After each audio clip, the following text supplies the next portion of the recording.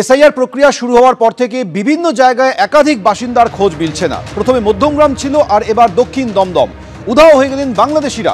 দক্ষিণ দমদমের মেলাবাগান ঝুপড়িতে তালাবন্ধ একের পর এক ঝুপড়ি। ঝুপড়ির বেশিরভাগ বাসিন্দাই বাংলাদেশের নাগরিক বলে স্থানীয়রা দাবি করছেন।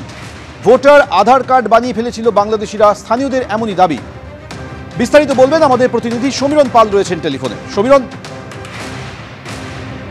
দক্ষিণ দমদম পুরসভার 22 নম্বর ওয়ার্ড মেলাবাগান বস্তি, এবং সেখানে গত কয়েক মাসের মধ্যে বেশ কিছু পরিবার, তারা এখানে 100-র কাছাকাছি পরিবার, এলাকার বাসিন্দারা যেটা বলছেন, তারা বসবাস করতেন। তারা মূলত বাংলাদেশি। তারা এদেশে দিনমজুরের কাজ করতেন।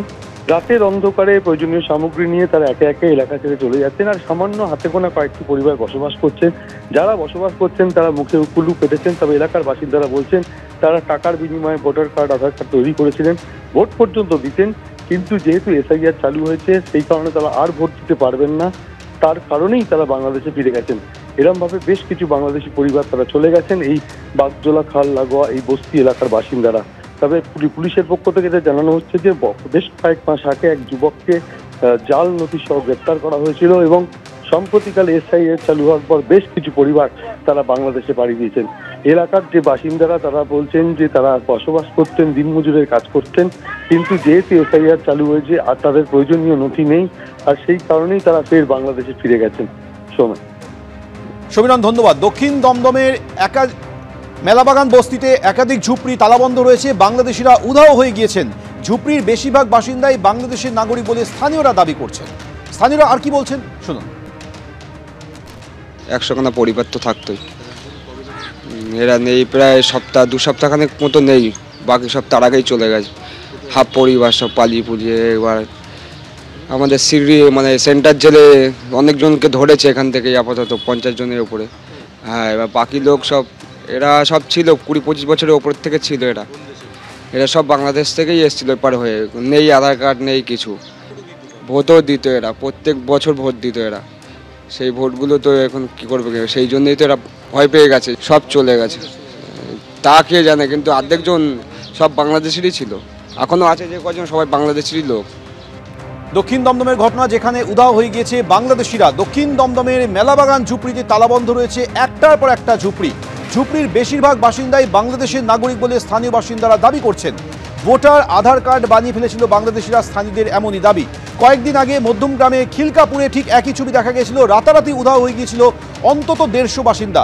আর এবার মধ্যমগ্রামের পর দক্ষিণ দমদম, সেখানেও মেলাবাগান বস্তিতে একাধিক ঝুপড়ি পুরো তালাবন্ধ হয়ে পড়ে রয়েছে। কোথাও গেলেন এরা। এই যাদেরকে পাওয়া যাচ্ছে না, তারা প্রত্যেকেই বাংলাদেশি বলে স্থানীয়রা দাবি করছেন। ঠিক একই রকম দাবি করেছিলেন মধ্যমগ্রামের ক্ষেত্রে খিলকাপুরের স্থানীয় বাসিন্দারা।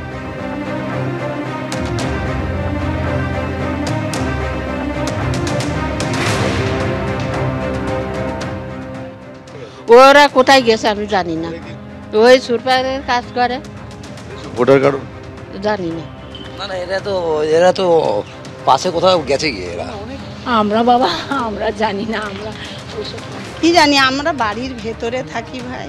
এই দাদা, এসআইআর প্রক্রিয়া শুরু হয়ে যাওয়ার পর থেকে একের পর এক বাড়িতে তালাবন্ধ। এইভাবে প্রশ্ন হচ্ছে যে এই বাসিন্দারা গেলেন কোথায়। স্থানীয় বাসিন্দারা দাবি করছেন যে বাড়িগুলিতে তালাবন্ধ হয়ে পড়ে রয়েছে তারা প্রত্যেকেই বাংলাদেশি। রাতের অন্ধকারে জিনিস নিয়ে গাড়ি করে তারা চলে গিয়েছেন বলে তারা দাবি করছেন।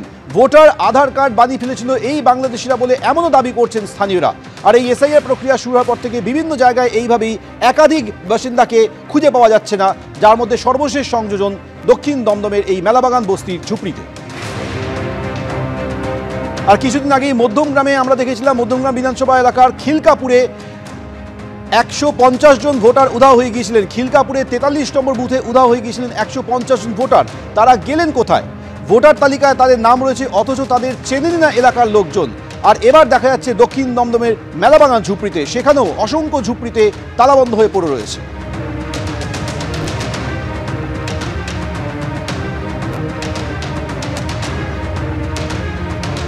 এসআইআর আতঙ্কে মধ্যমগ্রামে এলাকা খালি হয়ে গিয়েছে। 150 জন ভোটারকে পাওয়া যাচ্ছে না, তাদের কোনো হদিশ নেই। তারা উধাও হয়ে গেলেনটা কোথায়? মধ্যমগ্রাম বিধানসভার খিলকাপুরে 43 নম্বর বুথের ঘটনা, যেখানে অন্তত 150 ভোটার উধাও হয়ে গিয়েছেন। ভোটার তালিকায় তাদের নাম রয়েছে, অথচ তাদের এলাকার বাসিন্দারা কোনোদিন দেখেননি, তারা চিনেননি বলে তারা দাবি করছেন। তাহলে এরা কারা? এনুমারেশন ফর্ম দিতে গিয়েও পাওয়া যায়নি বলে স্থানীয়রা দাবি করছেন।